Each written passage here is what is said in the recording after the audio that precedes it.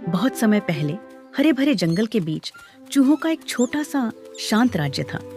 उनके घर छोटे थे, लेकिन जीवन खुशियों से भरा हुआ था। हर दिन हंसी और हर रात सुकून लेकर आती थी। लेकिन एक दिन धरती कांपने लगी। जंगल से होकर हाथियों का एक विशाल झुंड गुजर रहा था, जो दूर स्थित झील की ओर जा रहा था।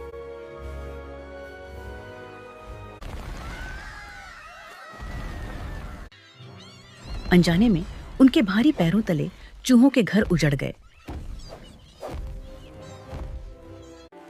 जब धूल बैठी तो जंगल में सन्नाटा छा गया। घर टूट चुके थे, कई अपने बिछड़ चुके थे। डर हर ओर फैल गया। आकार में छोटा लेकिन साहस में महान चूहों का राजा आगे बढ़ा। वह जानता था कि चुप रहना और भी विनाश ला सकता है। अकेला ही वह निकल पड़ा, जंगल के सबसे शक्तिशाली प्राणी से मिलने।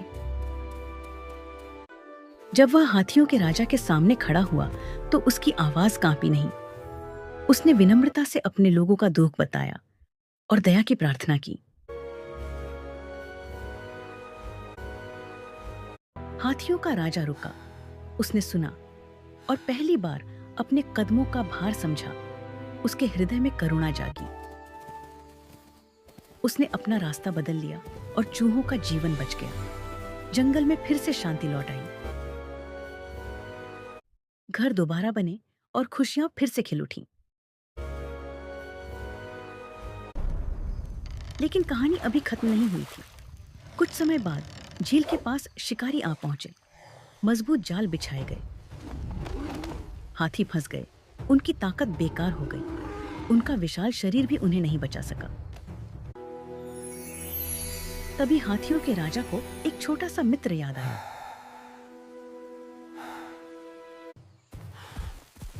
संदेश भेजा गया और चूहे दौड़ पड़े।